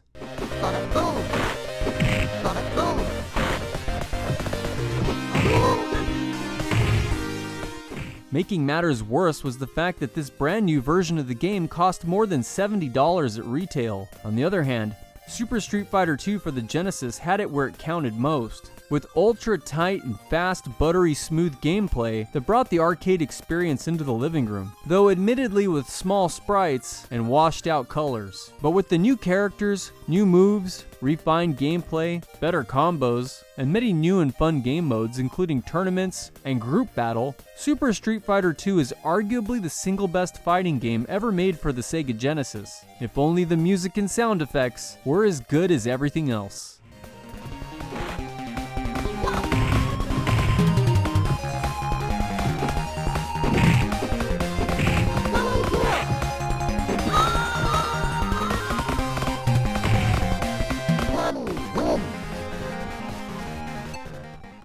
Spatter, originally for the arcades in 1984, has been sort of ported, I can only assume, to run on real Sega Genesis hardware by M2 for the Sega Genesis Mini 2.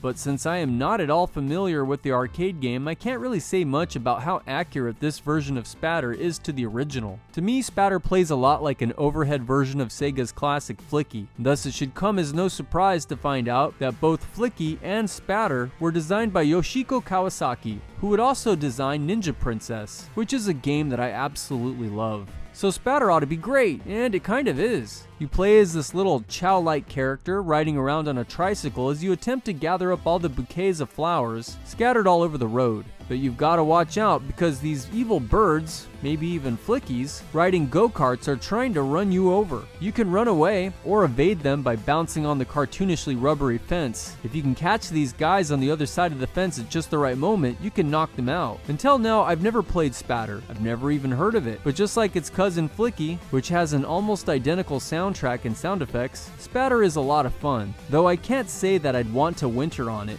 Why on earth did Sega Sammy opt to drop this game onto their newest mini console? I have no idea. Perhaps the explanation is as simple as there being someone at M2 who happened to particularly love this game. That being said, I'm glad to get the chance to play this odd hidden gem of a game that's almost as old as I am. I just wish I knew what happened to old Yoshiko Kawasaki. According to an interview he did with Sega of Japan in 2002 for Sega's Master Album series, Kawasaki was just a guy working in customer service that got bumped into game design out of the company's desperate necessity. Kawasaki was an amateur artist, and that got him the job for a while. It seems that once he completed Ninja Princess, Slacker Kawasaki, as he was actually known, was sent back to public relations and customer service. Imagine calling customer service and talking to the guy who designed Flicky and Ninja Princess. Now that's weird.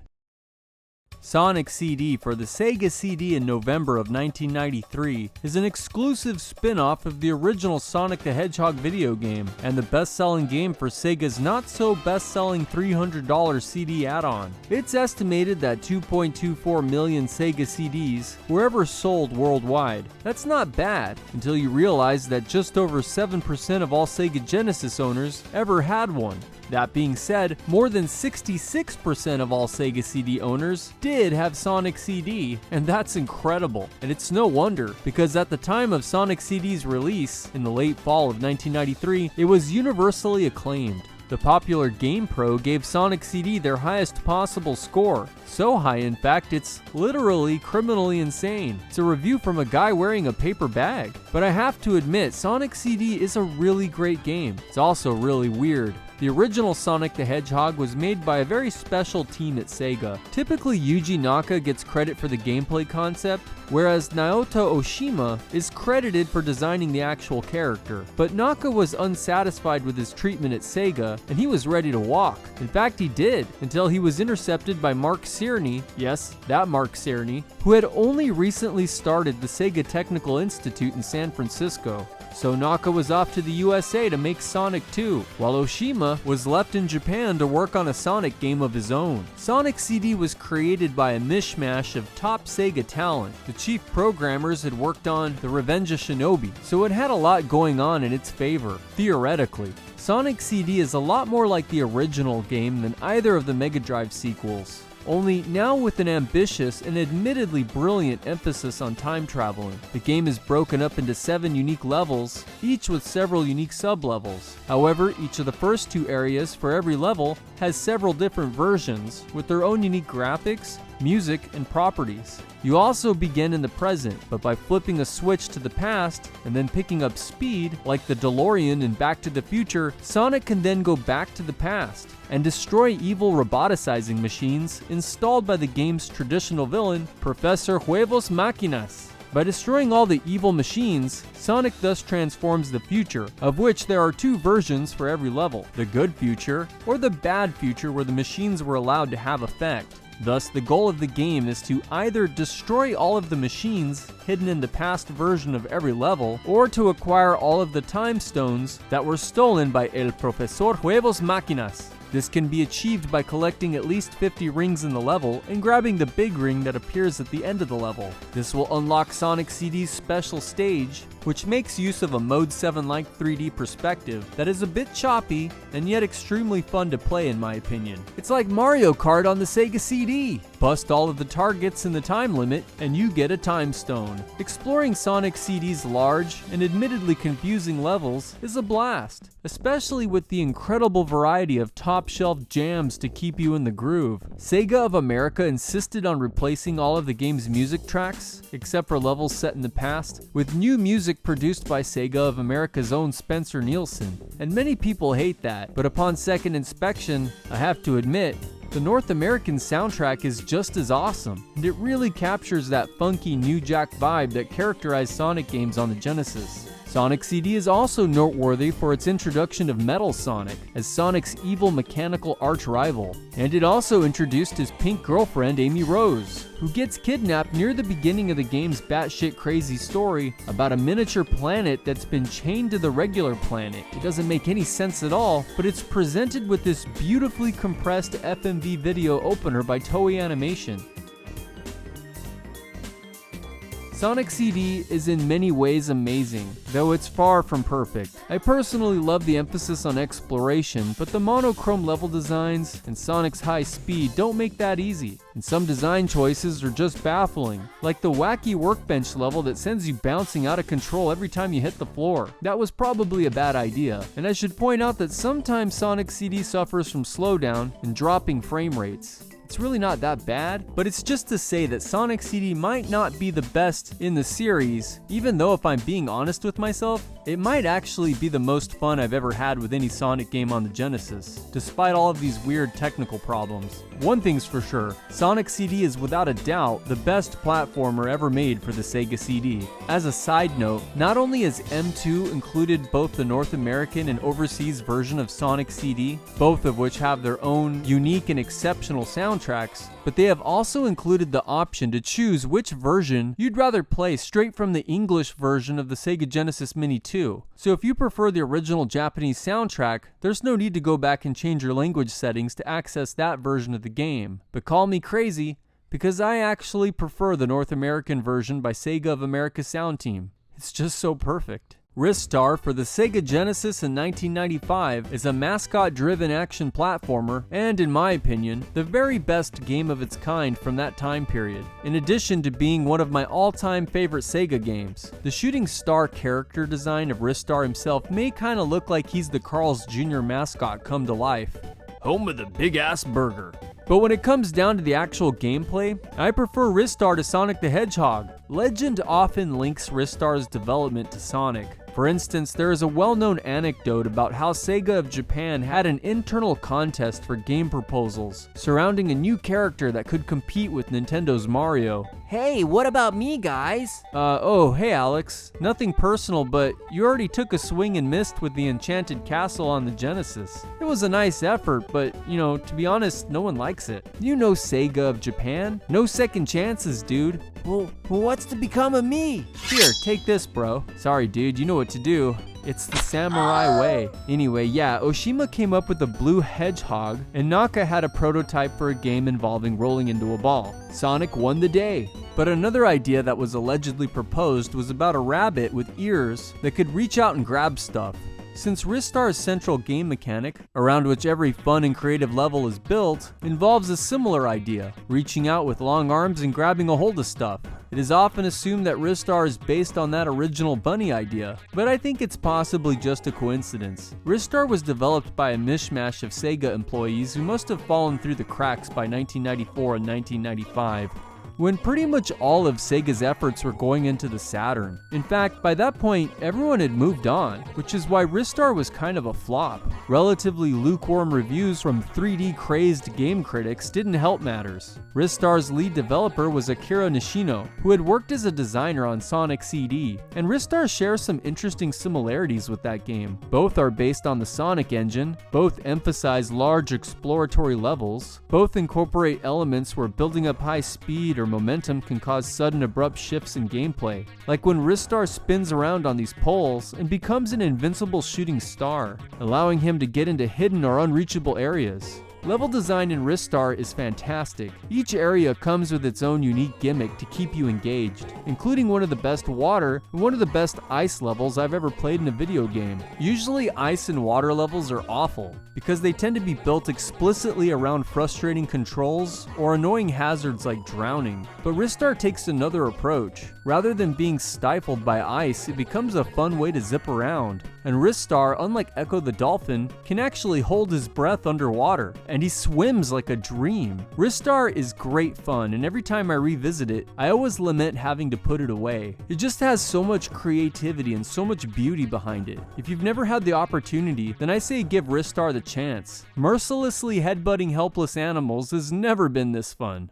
Herzog Zwei for the Sega Genesis in 1990 is a real-time strategy game developed by Technosoft that, in fact, is widely cited as the primary influence on games like Dune, Command & Conquer, and Warcraft. Thus, Herzog Zwei is the game that kicked off the popular real-time strategy game in earnest. But it's technically not the first to ever offer this style of gameplay. Indeed, Herzog Zwei is German for Duke 2, and it is the sequel to the original Herzog, which was developed by Technosoft for the MSX and PC-88 computers in Japan. Fans of Technosoft will recognize many graphical elements and sound effects in Herzog Zwei, because it shares much in common with both Thunder Force 2 and Thunder Force 3. Indeed, the development team between all three games seems to be essentially the same group, but unlike Thunder Force 2 and Thunder Force 3, which are mainly about memorization and reaction times, Herzog Zwei will force you to use your noodle, and there's a stiff learning curve to overcome for all new players. So infamous is this problem that M2 and Sega put a full-blown tutorial mode in the Sega Ages version for the Nintendo Switch. Basically, you're this fighter jet that, with the touch of a button, can transform into a giant ground mech. You start off at your base, and your goal is to attack and destroy your opponent's base at the opposite corner of the map. You have infinite ammo, and even if you're shot down, or you run out of energy and explode, you have infinite lives, and you just respawn at your base. But no matter what you do, your weapon, though effective on everything else, cannot damage your opponent's base. And further, it's so far away that you'll likely just explode from low energy trying to get there anyway. You're gonna need to buy some troops to help you out, and you're gonna need to take over some mini bases to both increase your revenue and expand your control of the battlefield. The first thing I do is open up the menu with the C button. Here I can toggle through various unit choices and give them orders. Only foot soldiers can occupy the mini bases, which are the little white squares on the game map. So I'll order a soldier, wait for it to be made, bam! That means it's ready. Now I hover over the center of my base, press A to pick it up, and fly over to some clear ground and press A again to drop him off. Okay, so he's just standing there guarding the base. Cool, but we need to give him orders in order to take over a mini base. So we pick him back up by flying overhead and pressing A. Press C to bring up the menu again. There he is. Toggle through his orders, and we want this one. It will tell my unit to take over the nearest enemy base as his top priority. So I select it, drop it, and there he goes. Let's follow him and provide backup. Tapping A when you're not holding onto units transforms Herzog's Zwei into a run-and gun. Just shoot with the B button. Yeah! So we follow our foot soldier and he's made it to his target, and there, he's entered the base. But you need 4 total units to realize a complete takeover, so let's go back and make 3 more units. Alright boys, let's go. This way, our target is just over that ridge. We've made it! Attack! Bam, bam, bam, bam! Bam! New base. Now you can recharge your jet here and make more units. I like to set these rocket launchers around my base in case my blue opponent shows up and tries to drop units right next to my stuff. Watch this. Take that, you blue bastard! Blammo! Let's light him up by making some tanks, and we'll go ahead and send these to attack his base. Get him, boys! Once his base's life bar reaches 0, then it's game over and you've won. But to get to that point, you'll need to balance acquiring new bases to maximize resources, strengthening your defenses, and finding the best route forward through the field of battle. And often this will mean getting your hands dirty and joining the fight personally. And remember, it all happens in real time. There's no turn taking, there's no time to stop and chill and think about stuff. It's just go, go, go. Just like real war, the enemy never rests. Herzog's Zwei is intense, especially as a 2-player game, and the intensity is only maximized by the outstanding soundtrack. The combination makes Herzog's Zwei my favorite game on the Sega Genesis. It really is a ton of fun.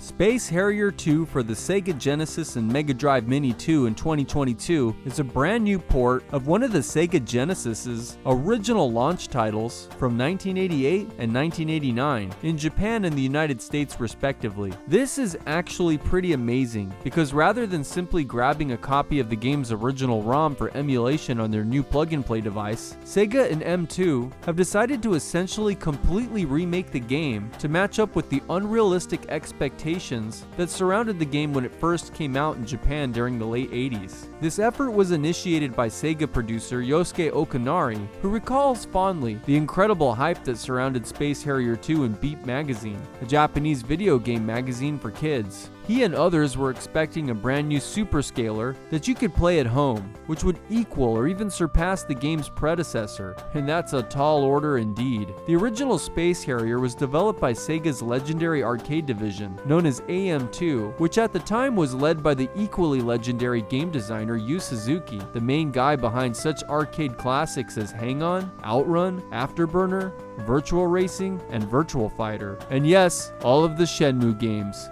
The original Space Harrier, released way back in 1985, utilized superscalar technology that rapidly moved pixelated artwork toward the camera, giving the player the sensation of both speed and 3D immersion with flat 2D sprites. The results, when coupled with a beautiful soundtrack and a hydraulically powered cabinet that bounced you around, made for what I believe to be was the classic video arcade's most exhilarating experience. A true Sega treasure and one of the most important games of all time. Which is why Space Harrier 2 for the Sega Genesis was such a disappointing launch title. The $190 Sega Genesis did come with a 16-bit Motorola 68000 CPU, as well as 64 kilobytes of RAM and 64 kilobytes of video RAM, which was pretty amazing for the time. But the actual Space Harrier arcade game was using not one, but 2 overclocked 16-bit processors, in addition to having a dedicated superscalar GPU board with its own chipset. Something that no retail version of Space Harrier could ever hope to compete with.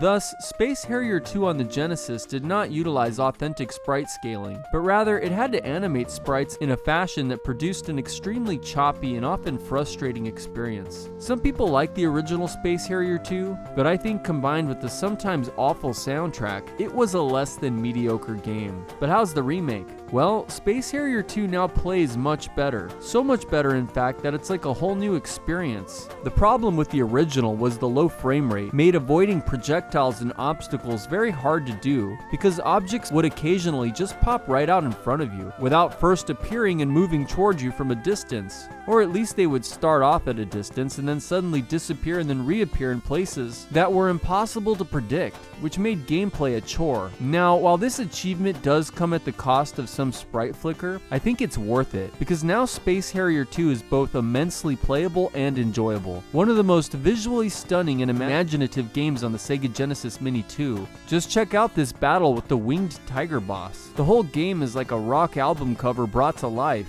and that's a beautiful thing. If Space Harrier 2 played this well at launch, it would have been one of the greatest launch titles of all time.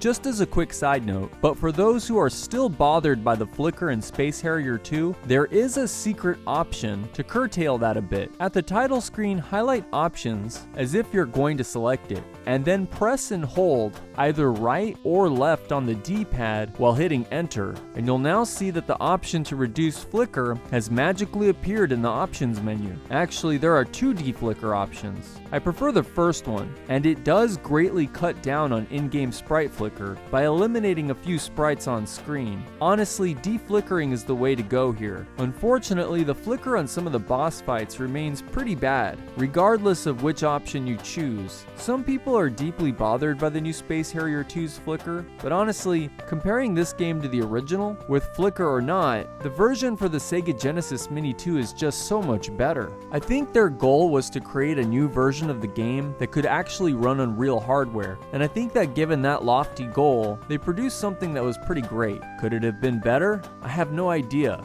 It's not perfect, but it is actually playable this time around, and it's overall a pretty great rail shooter. That's all.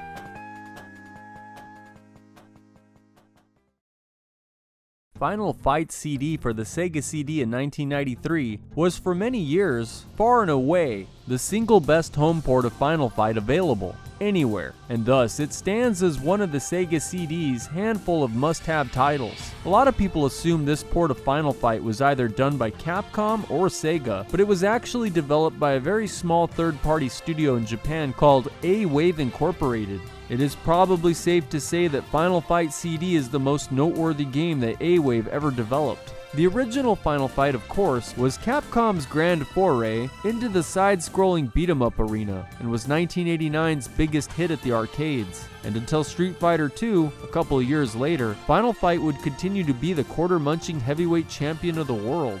Final Fight saw some stiff competition from the likes of Konami's Teenage Mutant Ninja Turtles, and of course the Double Dragon series lived on, but the massive sprites, gritty urban hell atmosphere, and wickedly cool characters with unique movesets and playstyles transformed Final Fight into one of the most popular video games of all time. Final Fight's influence was inescapable, as it had effects not only on the looming fighting game industry that was about to burst forth, but it's also the reason Sega felt the need to produce Streets of Rage, and it was, after Super Mario World, the original reason to get a Super Nintendo. Yes, indeed, in the Super Nintendo's early days, there were a few really nifty games, but generally, the one people were most excited about, the one that was gonna put the 16-bit Genesis to shame, was supposed to be Capcom's own home port of Final Fight. The hype was real. So when Final Fight finally came out for the Super Nintendo late in 1991, boy were we all shocked,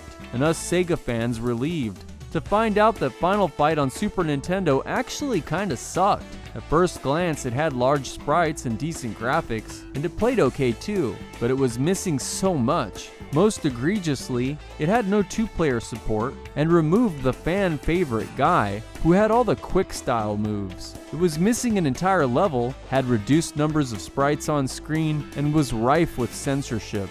It was a total embarrassment. Final Fight CD corrects almost everything, except for some of the censorship. It featured similar great graphics but with smoother animation, a vastly improved CD soundtrack and sound effects. The industrial level was back in the game, and so was Guy, and best of all, it supported two-player simultaneous co-op. The Sega CD version also had exclusive animated cutscenes with absolutely horrible voice acting, and there's even a special time attack mode that introduced new game backgrounds for each character. Unfortunately, gameplay speed is not quite on par with the arcade, and the sprites lack the same amount of color or detail. Further, just like the Super Nintendo version, Final Fight CD is rife with censorship. However, the girls you mercilessly beat in the game remain women, but now they're more appropriately dressed for church. The liquor's been replaced with healthy snacks, and the names of characters have been changed, sadly, to be less biblical. Also, there's no blood,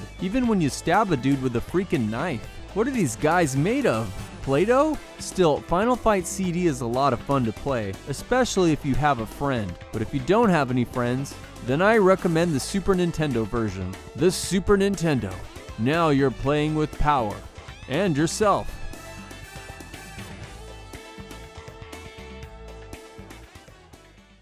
Puyo Puyo Sun Versus is a brand new Mega Drive port of the Versus mode from Puyo Puyo Sun that is an exclusive feature on the Sega Genesis and Mega Drive Mini 2. Thus, Puyo Puyo Sun can be regarded as a demake since it's based on the 1996 Japanese arcade game of the same name, a game which was in fact ported to all the big consoles of the day, such as the Sega Saturn, the Sony PlayStation, the N64, and even the PC, and even the Game Boy Color got a shot at Puyo Puyo Sun in 1998, but never on the Genesis, and never in North America. Puyo Puyo Sun is actually the third game in the Puyo Puyo series, which many gamers in North America will remember playing as either the reskinned Dr. Robotnik's Mean Bean Machine or Kirby's Avalanche on the Super Nintendo. But the original Puyo Puyo began as a game on the MSX PC format in Japan, and seeing as it was developed by Compile, the series used the artwork and characters of Compile's most popular MSX game series, Madao Monogatari, a tradition that is carried forward here with Puyo Puyo Sun. If you've ever played a Puyo Puyo game, then you've probably come across this Japanese schoolgirl character. Her name is Arl Naja, and she has magical powers and was also the main protagonist of Madao Monogatari, where she was only 6 years old when she was forced to crawl through a dungeon and engage fantasy monsters in wizard battles in order to graduate from kindergarten. I wish I was joking, however, by the time of Arl's appearance in Puyo Puyo, she would be an exceptionally mature 16, only 2 years shy of being 18, or the point at which Japanese otaku would lose all interest in her as a character. In Puyo Puyo Sun, Satan, a recurring antagonist in both Madao Monogatari and Puyo Puyo, as well as in human life in general, Satan has taken control of the sun in order to make the world super hot so that he can have a wicked cool summer. Arl must stop him by playing rounds of Puyo Puyo and harnessing the power of the sun herself. Puyo Puyo is a shape-dropping matching game similar to games like Columns, Tetris, but in this case especially Dr. Mario. But unlike those games, Puyo Puyo is always against an antagonist. Match the colored blobs, and they burst. Match a huge chain of bursting blobs, and you can unleash high-scoring combos that will cause extra blobs to get dumped on your opponent. Fill your opponent's screen with blobs, and they are defeated. Puyo Puyo Sun has the addition of sun-shaped blobs that when added to your color-bursting combos, does extra damage to your foes. Puyo Puyo Sun on the Genesis Mini 2 is developed by Tsuyoshi Matsuoka, who was the original developer of Puyo Puyo Sun when he worked for Compile in the 90s. Unfortunately, while his original intention was to port the entire game over into a Sega Genesis version, he ran out of time and was only able to release the game's Versus mode. But to be fair, it's really as a two-player Versus game that Puyo Puyo Sun is at its most fun anyway. So grab a cheesy beef bowl and grab a friend to play some Puyo Puyo Sun today. Just make sure it's not Chris Hansen. Robo Aleste for the Sega CD in 1993 is a vertical scrolling shooter developed by Compile, and it is often treated as the direct sequel to Compile's fantastic Sega Genesis shooter known as Musha, famous not just for its incredible hardcore gameplay, but also for being one of the most expensive and sought after video games around. Indeed, Robo Aleste is starting to get up there too. An odd feature of Robo Aleste is the fact that it takes place in an imaginary Japanese feudal past, where robotics and mechanized vehicles have taken a hold of warfare in a sort of steampunk setting. You pilot a super ninja robot that instead of a traditional sword, fights with a kunai shot and multiple sub-weapons, most of which could be found in the original Musha. Comparisons to the original Musha are inevitable here, and many regard Robo Aleste as the inferior of the two games. But I'm not so sure that's such a big deal or true. Both games are still great, and for its few flaws, Robo Aleste remains among the few must-have shooters for the Sega CD, and stands as my personal favorite for the platform. Robo Aleste is a long, difficult shooter with 11 different levels, and of course there are some advantages to using Sega's CD technology, such as some neat sprite scaling effects, ridiculous anime cutscenes, and best of all, a fantastic CD quality soundtrack. Many people criticize Robo Aleste's relatively flat backgrounds, but that's not to say that levels are not dynamic or interesting. For example, take level 3, a mountainous snow level where you fly over railway tracks. Here, in addition to battling the usual flying enemies and grabbing as many Aleste-style power pills as possible in order to soup up your primary shot, you'll also have to dodge massive avalanches that will occasionally erupt out of either the left or right side of the screen. Then as you continue further down the track, you're confronted with an armored train, equipped with mechanized arms attempting to blast you out of the sky. You'll have to continue down the full length of the train track, raining down hell, whilst avoiding countless bullets. When the train is defeated, the track gives way to a hefty rail yard protected by turrets, and yet more enemies. Finally, at the end of the stage is the entrance to a gold mine guarded by a massive battle mech piloted by a 15th century Japanese man wearing a purple silk kimono. The size and smoothness of this boss fight's animation is very impressive. Take out his arms and then blow him away to gain access to the mine. Robo Aleste is a fun, fast, buttery smooth shmup for the Sega CD, and with its soundtrack, I regard it as every bit as enjoyable as its precursor, Musha. Phantasy Star 2 for the Sega Genesis in 1990 was the first RPG available on the console, and for many Sega fans it remains an all-time favorite game. The original Phantasy Star team that created the first Phantasy Star game for the Master System in 1987 largely returns here, and it is a veritable who's who of Sega legends, including many figures who would go on to develop the original Sonic the Hedgehog. This includes Yuji Naka as a programmer and Ryoko Kodama as a designer, though the game's main director was a mysterious young woman named Chieko Aoki who left Sega in the early 90s. Sometime after the release of Phantasy Star 3, Phantasy Star 2 made use of a 6 meg cartridge, making it the largest console RPG ever made at the time of its release, and it also made it one of the most expensive.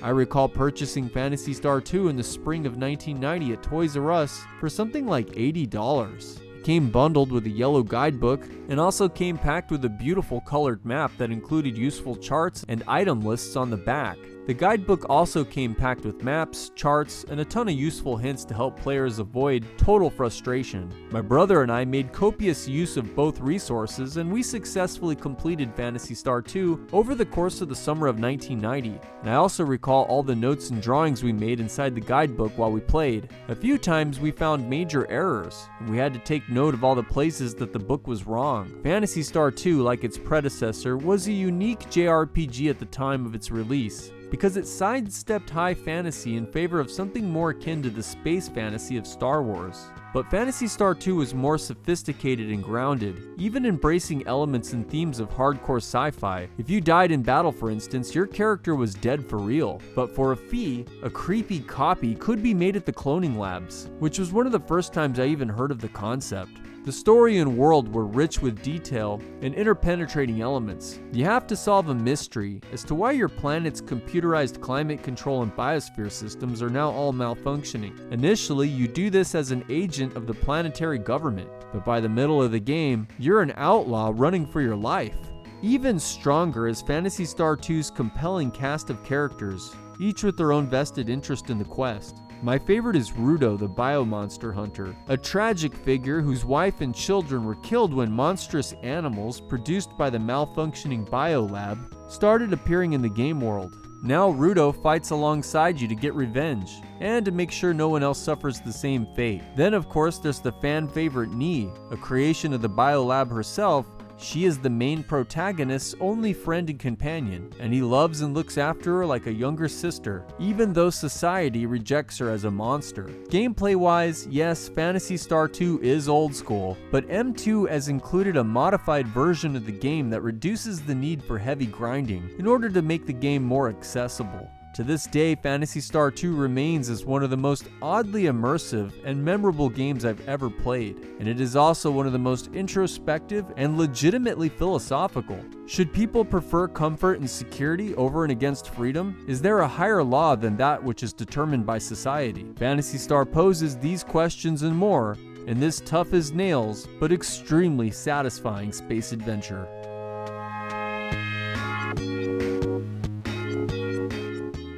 Shining Force CD for the Sega CD in 1994 is, in my opinion, the single best reason to get a Sega Genesis Mini 2, and it was, in my opinion, the single best game for Sega CD attachment. Shining Force CD was co-developed by Sega Company and Camelot Software, two small game studios headed respectively by two brothers, Hiroyuki and Shugo Takahashi. Eventually, Sega Company and Camelot would merge, but it was technically Sega Company that led development in all of the original Shining Force games, as Sonic Software Planning, and Shining Force CD is no exception. Shining Force CD, however, is actually a remake of the first two Shining Force games that were released on the Sega Game Gear, Shining Force Gaiden and the Sword of Haja, both also developed by Sonic Software Planning. The Shining Force Game Gear games are excellent, and they did a wonderful job of recreating the fun, lighthearted strategic gameplay of the Mega Drive original on Sega's 8-bit handheld. I still don't think I've ever seen better pixel art on the Game Gear. Shining Force CD is a massive upgrade, however, with the same hand-drawn look from the Genesis, complete with the usual elaborate battle animations of the series, and a new fully arranged CD-quality soundtrack.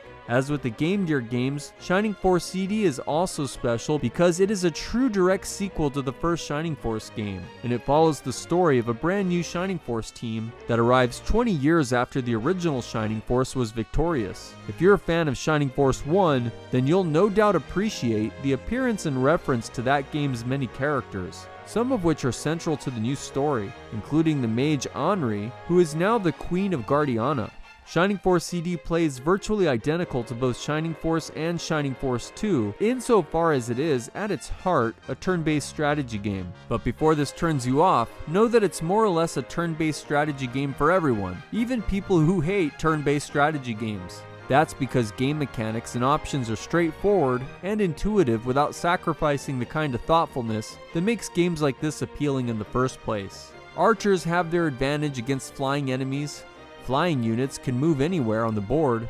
Fighters are strong but have limited range and movement. Magic users are vulnerable, but if you can get close enough to clusters of enemies, they can unleash a myriad of devastating attacks. Every unit has a personality, a name, and their own reason for fighting. Some, of course, factor in closely to the overarching story, which is always compelling without being overbearing or distracting from actual gameplay. Each battle offers its own fun new challenges, many requiring you to consider the strengths and weaknesses of your party. And as I've said, the battle animations are fantastic. One quirk of both the Game Gear games and Shining Force CD is the lack of exploration in towns or places that you visit. Shining Force CD is essentially a gauntlet from one battle to the next. But in many ways, this is actually an advantage, because the fun, light strategic gameplay is really the heart of what makes the series so great in the first place, and it's why the Shining Force games have aged so much better as an RPG than the traditional turn-based dungeon crawlers from the same time period. It turns out, these big battles are a lot of fun,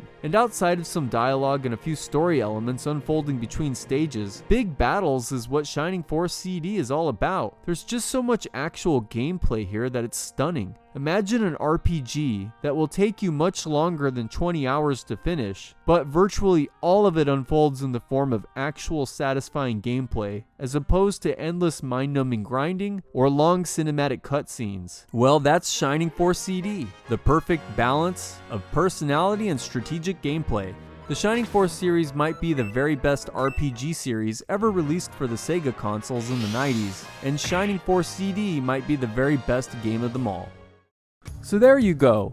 These are just 24 of the 60 or 61 games on the Sega Genesis Mini 2 that we think were most interesting to talk about, but there's a lot of other noteworthy titles that we didn't cover. For instance, M2 also decided to port a version of the original Space Harrier alongside with Space Harrier 2, which means that there are technically 61 games included and not just 60. It's very good, but the sprite flicker can get a little distracting at times. Even more so on this one. There's also a few other brand new games that we didn't have time to cover, such as the never before published Star Mobile, which honestly kinda sucks.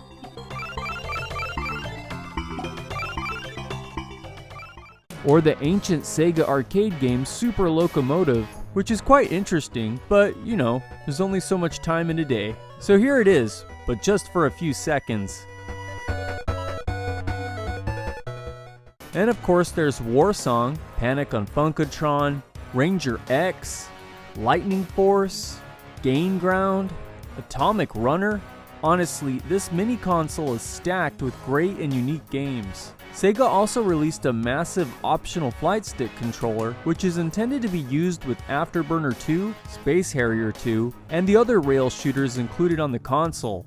Wow, that's a little nuts. So yeah, it's true, it's easy to be disappointed with the fact that Sega didn't include everything we'd like. Those working designs RPGs are a painful omission. And what a missed opportunity to neither include Sonic 3 or any 32X games. We got Virtual Racing for the Genesis, but the 32X port is so much better. But at the same time, looking over what Sega has included here, it's pretty fantastic. But how's the emulation? After all, if the games don't play well, then what's the point? Well, there's not much to say. I'm embarrassed to admit that over the years, I've owned many, maybe even most of these games in a physical format. So I have some experience here, and from what I gather after thoroughly playtesting all of these games, is that they look and play just as I remember them. Since it's emulation, there's almost certainly some input lag, but I can still enjoy Truxton and Elemental Master, and I'm still quick with a grip on Ristar. I got no troubles. Joe from GameSack, many blessings be upon him, is reporting a significant audio lag of 6 to 8 frames, but I've noticed no such thing. That's not to say that Joe from GameSack is wrong, he's probably right. It's just to say that I never noticed such a thing. I guess at my age I can't hear or see all that well, so I guess I just don't care anyway. If I had to grade M2's emulation, then I'd say it was an A+ effort. It's better than either the Genesis Mini 1, which did have a slightly more pronounced input delay, or the Astro City Mini, and both of those efforts were still what I regard as more than acceptable. There are some little graphical differences here and there, but almost no one will notice or care because the games play exceptionally well. Even the music seems to be perfectly done. I can breeze through the Revenge of Shinobi and hit all of the right beats, as if I were playing the real thing. And that's truly remarkable because this game punishes anything short of perfection. If the emulation here sucked, then I would have definitely noticed with this game. That's all fine, but how much? $99, exclusively through Amazon. But keep in mind, I'm actually an import from Japan. So how much is shipping and handling? $30. Honey? $130?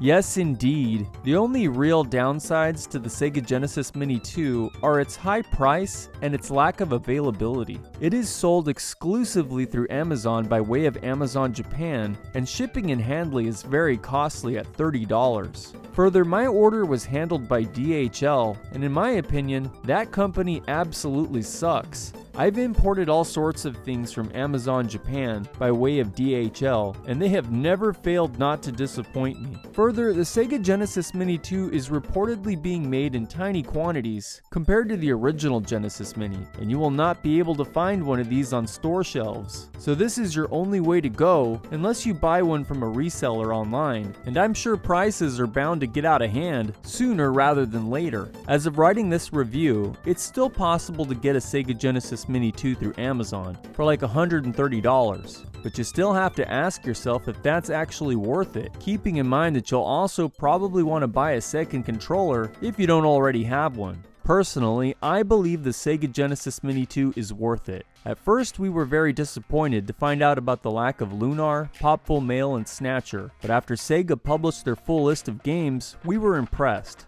Many of the absolute best games for the console and the Sega CD are included here, along with some amazing deep cuts, such as the fantastic Herzog Zwei. Plus, the new content's very impressive.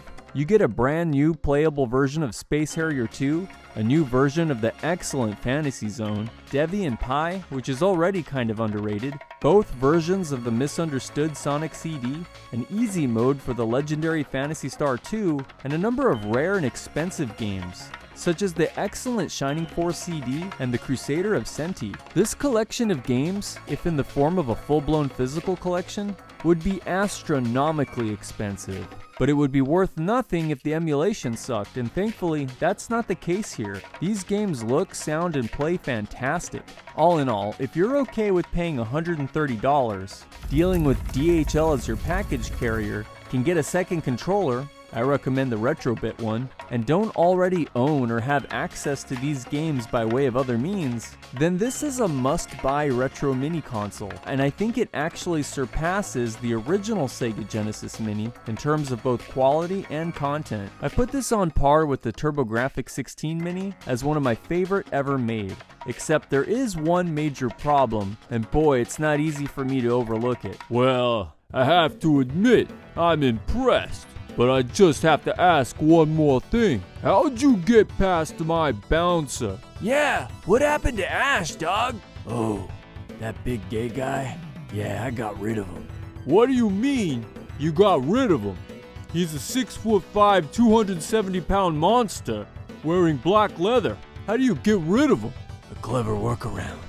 I just erased an entire level on Bare Knuckle 3. Presto changeo. Problem solved. You what? You monster! Let me get this straight. You erased an entire level of one of the best Mega Drive games ever made so that you could get rid of a gay character? Why? I don't know, he's just kind of gross and stereotypical. I figured the times have changed and that he's offensive. So you're cool with changing art because it might be offensive? In this case, sure. Ash is really, really offensive. I mean, just look at him. Get him.